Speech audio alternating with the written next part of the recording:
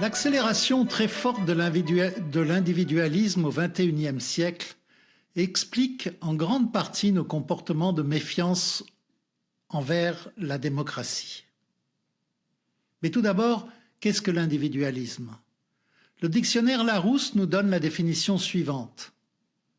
Une attitude favorisant l'initiative individuelle, l'indépendance et l'autonomie de la personne au regard de la société. L'aspiration de vivre avec plus d'autonomie par rapport à la société a probablement existé dès l'avènement de l'humanité. Les individus ont toujours eu besoin de se sentir intégrés dans un groupe plus large pour des raisons de sécurité physique mais aussi psychologique. Mais ils ont aussi le besoin de se sentir vivre comme individus. Il y a eu des périodes où cette recherche était plus forte, comme durant la Grèce antique ou durant le siècle des Lumières, et d'autres où elle était moins forte. D'une manière générale, elle progresse rapidement depuis le XVIIIe siècle, mais elle le fait aussi de façon très différente en fonction des pays. L'individualisme est un des principaux piliers de ce que l'on appelle la modernité. Celle-ci a pu prendre forme parce que l'individu cherchait à s'affirmer en tant qu'être indépendant. Il est aussi un pilier de la démocratie libérale qui a pour principal objectif de protéger le droit des individus et une possibilité de s'engager et leur donner une possibilité de s'engager dans la gestion de la cité selon leurs propres termes. Je montre dans mon livre qu'aujourd'hui, cependant, nous commençons à sentir fortement les effets de tendances hyper-individualistes. Une volonté individualiste quelquefois poussée à l'extrême. Alors qu'entendons-nous par hyper-individualisme? Évidemment, il s'agit essentiellement de tendances.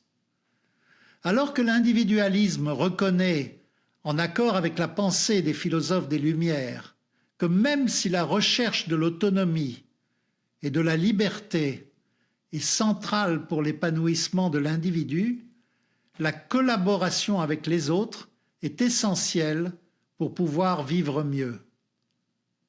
Il reconnaît que les institutions et certaines normes sont essentielles pour le fonctionnement de la société. L'hyper-individualisme, par contre, questionne fortement le bien fondé d'une forte collaboration avec les autres et la validité des institutions pour encadrer nos comportements sociaux. Il ne s'agit plus de chercher à transformer le monde en œuvrant pour modifier les règles qui le régissent ou qui régissent la société afin qu'elle permette plus de liberté. Il faut maintenant affirmer ce que l'on est, son mécontentement, sa frustration, sans compromis et immédiatement. Il existe cependant une contradiction importante entre la demande d'autonomie de l'individu, très forte aujourd'hui, comme on l'a vu, et inhérente à la psychologie humaine, d'être accepté, de se sentir appartenir à un groupe. L'hyper-individualiste vit une situation très contradictoire. Il est à la fois dépendant de ce que les autres pensent de lui et peu enclin à suivre le flot de la société.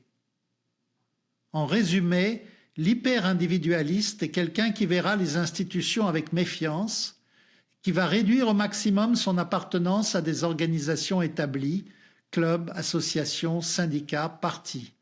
C'est quelqu'un qui va avoir peu confiance dans la société et dans les autres. C'est aussi une personne avec un fort besoin de reconnaissance de son identité, car s'étant affranchie des institutions établies qui procurent ce type de confiance, elle cherche en permanence une confirmation de son acceptation par les autres. Cette condition entraîne aussi souvent chez les individus un très fort narcissisme et beaucoup d'anxiété. Mais attention, l'hyper-individualiste n'est pas indifférent à ce qui se passe dans le monde, mais elle ou il veut agir en dehors des institutions établies et n'est pas à l'aise dans des collaborations dans le long terme avec les autres, en qui il a peu confiance. Donc pourquoi ces tendances apparaissent aujourd'hui? Il y a beaucoup de raisons à cela. D'abord, la pression du consumérisme, par lequel on vous propose constamment d'être une personne différente, une personne mieux, plus reconnue, à force de bombardements publicitaires et d'incitation à consommer. Ensuite, l'usage, quelquefois totalement inconsidéré, des réseaux sociaux qui permettent de communiquer en dehors des normes et des institutions établies. Finalement, ce que j'appelle également la transformation des idéologies du quotidien.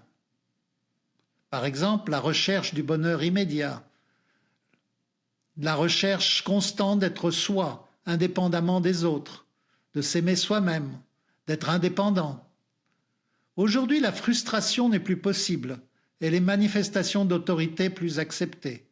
Nous avons une philosophie de la vie souvent très narcissique, qui cherche une liberté personnelle à tout prix, forcément élusive.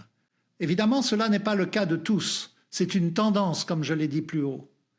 Sur ce sujet, je vous conseille les travaux passionnants du philosophe et sociologue français Gilles Lipovetsky, et en particulier son dernier livre, Le sacre de l'authenticité. Alors, quel est l'impact de cet hyper-individualisme sur la société? J'en vois trois essentiellement. Premièrement, des individus plus isolés, davantage d'anxiété, plus de déficit d'attention et plus de colère. Deuxièmement, une société avec moins de liens entre les individus, moins de confiance dans les autres et moins de collaboration sur le long terme.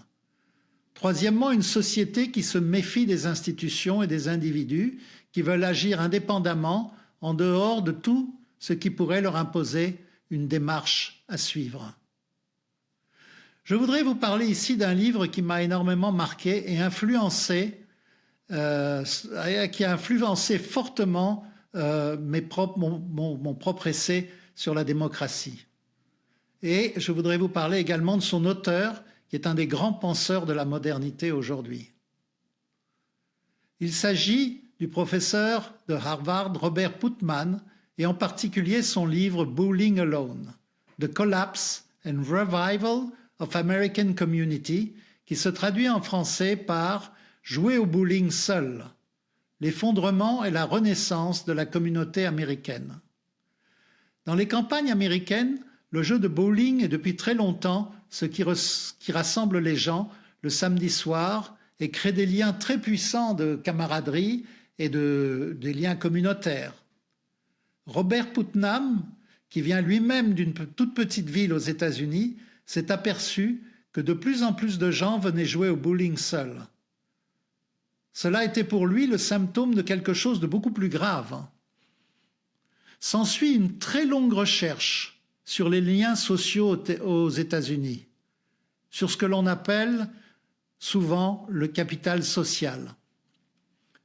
Il examine tous les aspects des actions collectives, depuis l'appartenance au syndicat, à une paroisse, à un club, à un parti, au pique-nique en famille, aux invitations à dîner. C'est une œuvre absolument magistrale. Le constat est assez effrayant et démontre clairement un isolement de plus en plus fort des Américains et un effritement catastrophique des liens sociaux. Cela, de façon évidente, donne naissance à des sociétés beaucoup moins structurées, plus réactives, et dont les actions sont beaucoup moins prévisibles. C'est ce que le philosophe polonais Zygmunt Bauman appelle la société liquide. La démocratie libérale demande que les individus s'engagent à travers des institutions comme la justice, les systèmes électoraux, la presse, les partis, les syndicats et bien d'autres. Douglass North, le prix Nobel d'économie en 1993, donne une définition des institutions qui est aujourd'hui acceptée quasi universellement. Les institutions sont les contraintes mises en place par les êtres humains et qui structurent les interactions économiques politique et sociale. Dans une société où on ne supporte plus les contraintes, notre rapport aux institutions devient très complexe. Une institution, pour survivre, a besoin d'être habitée par une culture. La culture provient essentiellement des gens qui participent à cette institution. Cette culture lie ses membres entre eux, et c'est celle-ci qui s'érode à grande vitesse aujourd'hui. La démocratie demande en plus d'institutions crédibles une certaine croyance dans l'action collective, mais celle-ci demande à son tour un engagement dans le long terme et la recherche du dialogue et du compromis. L'isolement accru des individus augmente les anxiétés, diminue la confiance que les personnes ont les unes envers les autres et les rend beaucoup plus méfiantes vis-à-vis des institutions de l'action collective. Les individus aujourd'hui préfèrent les mouvements de protestation peu contraignants au travail des partis politiques. Ils ont de moins en moins de temps pour participer aux discussions, car ils passent tout leur temps sur leurs écrans. Ils préfèrent, dans le domaine de la politique, des votes de protestation que de s'engager pour construire quelque chose de nouveau. Cette attitude est, à mon avis, celle qui sape aujourd'hui le plus les bases de la démocratie libérale.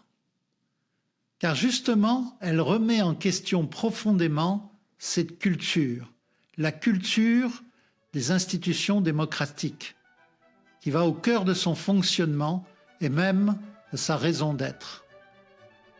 Rendez-vous dans notre prochaine vidéo afin que je vous présente certaines idées pour que l'avenir nous apparaisse un peu moins sombre.